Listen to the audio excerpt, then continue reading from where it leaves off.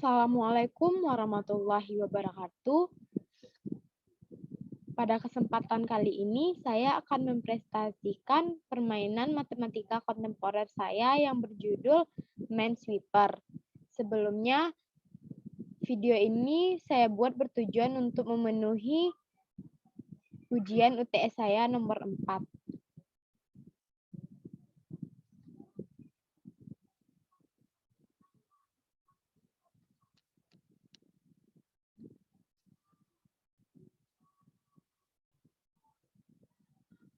Tujuan permainan matematika yang pertama, untuk mengetahui sejarah permainan Minesweeper.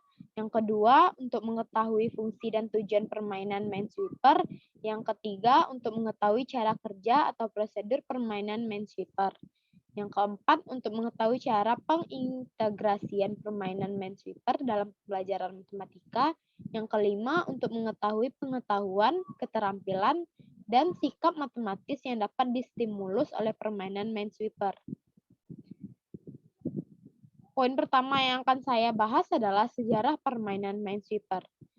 Minesweeper diluncurkan pada tahun 1999, adalah permainan asli Microsoft, dibuat oleh Charles Johnson dan Robert Donner.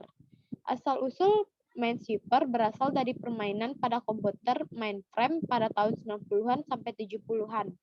Permainan ini dimainkan dalam arena yang terdiri dari kotak-kotak kecil. Dalam kotak-kotak ini disimpan secara acak bom-bom atau ranjau yang ditanam. Tugas pemain adalah untuk membuka semua kotak yang berisi bom. Permainan Minesweeper dapat dikatakan sebagai permainan yang menggabungkan antara logika dan peluang. Poin yang kedua adalah fungsi dan tujuan permainan Minesweeper. Secara umum, tujuan permainan ini adalah untuk membersihkan lahan permainan tanpa mengenai ranjau.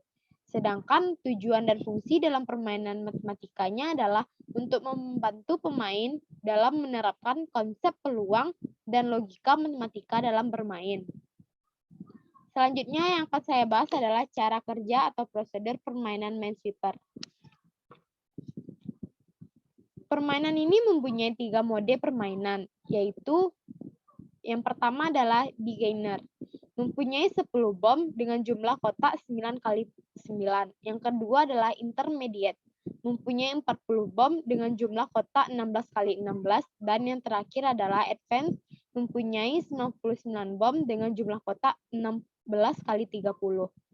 Jika pada suatu kotak sudah dibuka, terdapat angka, itu berarti di sekitar kotak tersebut, misalnya, terbuka adalah angka 8 pada kotak, dan 8 kotak di sekitarnya ada jumlah bom berjumlah angka tersebut.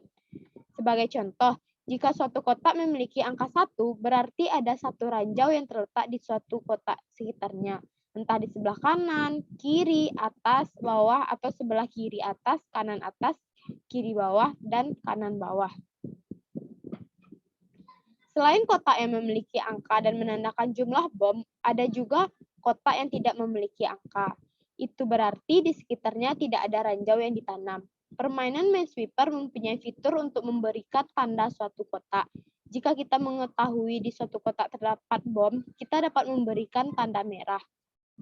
Berikut ini adalah cara pengintegrasian permainan Minesweeper. Yang pertama yang dapat kita lakukan adalah membuka Minesweeper. Permainan ini dapat dilakukan dengan mendownload aplikasinya atau bermain secara streaming pada Google. Yang kedua adalah pilih tingkat kesulitan. Di sini tingkat kesulitannya ada 2. Maaf, ada 3. Yang pertama adalah beginner, yang kedua adalah intermediate, dan ketiga adalah advanced. Yang ketiga adalah klik peta apapun pada halaman PC. Yang keempat, perhatikan angka yang ditampilkan. Angka apapun yang ditampilkan di papan mengacu kepada jumlah ranjau yang ada di sekitar peta bernomor. Yang kelima, klik kanan peta apapun yang diduga memiliki ranjau. Setelah itu, peta akan ditandai dengan bendera. Ada baiknya Anda memulai permainan ini dari peta-peta yang sudah jelas memiliki ranjau. Langkah selanjutnya, Klik kanan peta apapun yang masih diragukan. Setelah itu, tanda tanya akan ditempatkan pada peta tersebut untuk menandakan bahwa Ananda ingin memberikan peta kosong hingga Anda berhasil mengetahui posisi ranjau pada peta-peta lain.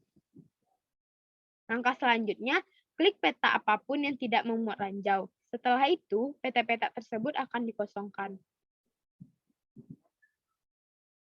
Dan langkah terakhir pada permainan ini adalah bersihkan papan. Untuk memenangkan satu ronde permainan, Anda harus mengklik setiap peta pada papan yang tidak memiliki ranjau. Setelah itu, permainan selesai. Jika Anda tidak sengaja mengklik peta yang memiliki ranjau, permainan akan berakhir. Anda memiliki pilihan untuk memulai sesi permainan baru atau mengulangi kembali sesi yang baru saja dimainkan. Materi selanjutnya adalah pengetahuan, keterampilan, dan sikap matematis yang dapat distimulus oleh permainan Minesweeper. Yang pertama adalah dari segi pengetahuan. Poin pertamanya adalah kombinatorika. Minesweeper berarti melihat berbagai kemungkinan lokasi bom pada kota yang tidak diketahui.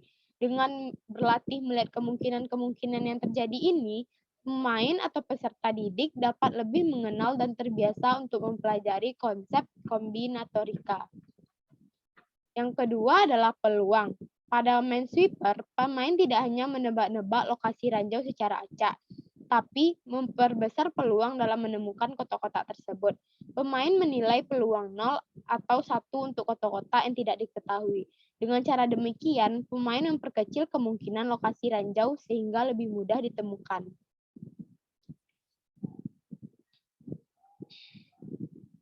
Selanjutnya adalah dari segi keterampilan.